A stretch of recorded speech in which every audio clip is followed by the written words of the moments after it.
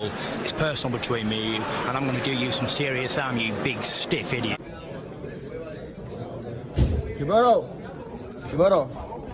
how you doing? You got a quick time? I want to interview you real quickly, just 1 or 2 questions. Yeah, sure. Yeah, okay. Hi, Tre'Sean. Yeah. How are you? Yeah. Good measure, man. Yeah, you know Tre'Sean? Tre'Sean Wiggins. Oh, Tre'Sean. We know your name a lot. Yeah. You know Tre'Sean? Now I know him. I met him. He's number 15 in the WBA. Yes, correct. He won the NABA title about 3 fights ago against Yes, Cody correct. Wilson. Why isn't he ranked higher? Well, I don't know why you're asking me this question in front of him. Depends on the committee. You know, it depends on whatever criteria they have. You know, but. New rankings coming out though, right? Yeah, new new rankings rankings coming up. rankings. Yeah, he might improve. You know, I haven't checked his record personally. I just saw the numbers, so I cannot make an objective decision about it. They have lobbied for him. They have done a lot. Don King Promotions, they have lobbied for him, and they're trying to get him a higher opportunity. Yeah. Actually, what I can tell you was the rating committee told him that he should fight somebody in the top in order to be ranked higher. So this is one thing that may happen soon. So that's the only answer I can give you to this moment. No, the reason I'm asking is because I was informed. You can correct me if I'm wrong, but I was informed that Adrian Broner was here and they petitioned for him to get into the higher, like the top 5. No. No, that didn't happen. Broner was not here, but they did. But he was represented by representatives. Yeah, some representative of Don King Production was here. Okay. And they did it. Yes. Okay. And they lobbied for him as well. For Wiggins? Yeah, because they lobbied that he made 2 defenses. How many defenses? 3. Yeah, and he was 2 recently. Yeah, 2 Against fights. Chris Howard. Yes, Okay. yes. Yeah, the reason I'm asking is because I feel like he's a guy where he's had some hardships in his career, and I think he's one of the better welterweights. Yeah, but that's what I mean. We are willing to give him a chance to fight anybody in the top, as a top contender. That's one of the main things his representatives have been asking us. Okay. To see which way he can go higher in the rankings, and the best way higher in the rankings is boxing has different I know the governing bodies have different systems. Have different perspective. Welterweight, tough division. You got Earl Spence. You have. Well, Spence is not going to be a 47-pounder anymore. Yeah. Well, we don't know. The rematch is supposed to be against Crawford in 147. We don't know.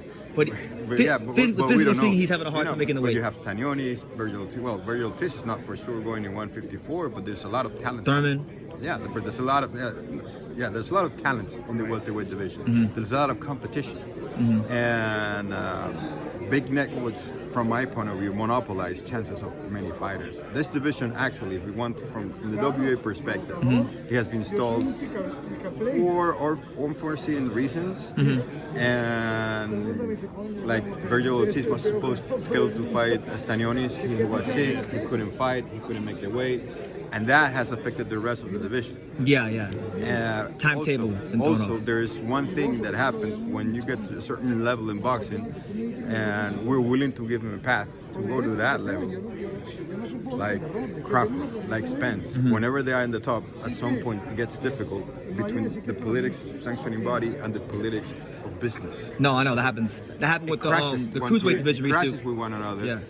And it reduces the chances of many, because he might be representing a lot of fighters who have this situation of being active and not being able to move progress, because the rest can be moved for whatever reason, or because of he's signed by another promoter that they don't want to take a risk for him or not. So we try to do as much as we can with I know it's a tough job. It's a thankless job too. It's not easy, but we offer we like fighters like Tre'Sean, to be honest with you, because they have the hunger and they have the fire and the motivation to change their life through this sport. Absolutely. And they are willing to risk and fight with anybody to prove themselves. Absolutely.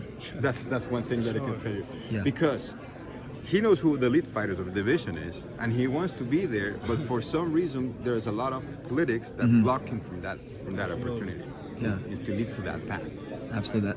That's why I feel like he should be ranked a little higher. I know that the rankings haven't come out yet, but 15 is a little too low for him. I think that's just me. I know. But me. That was the criteria. I know it's not. I know that's not solely up to you. Yeah, but there's also a way of explaining the promoters or representative which way can it go. That's one thing we're dealing with. There's a lot of moving parts. Actually, I don't know what here or if I heard it privately. to be honest, but they're asking him to fight any of the. I mean, they're willing to fight any of the top 5. Any of them. To fight in order to get him a chance. Okay, that's in fair. a division that's totally stalled by inactivity, and to me, in boxing, activity matters.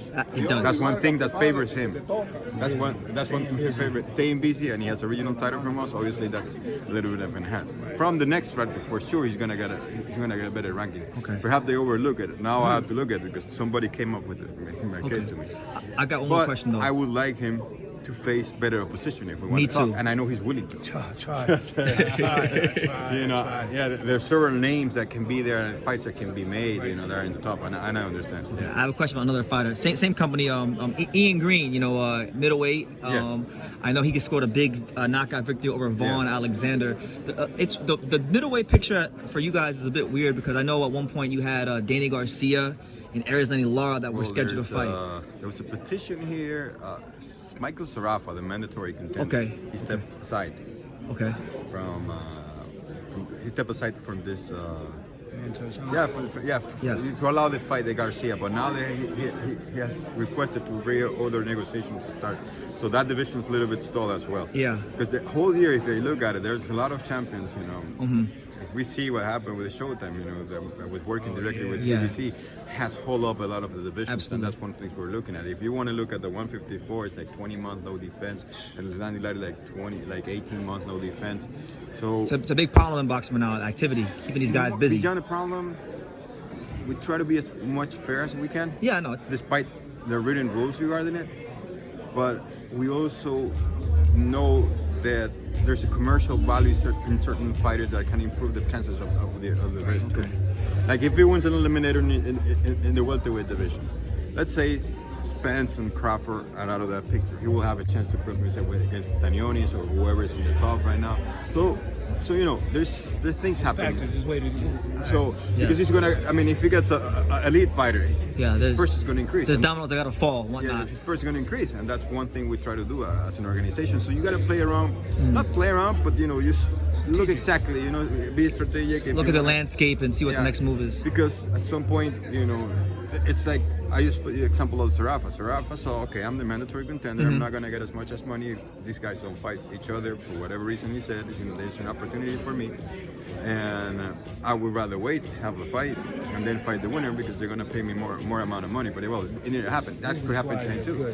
Yeah.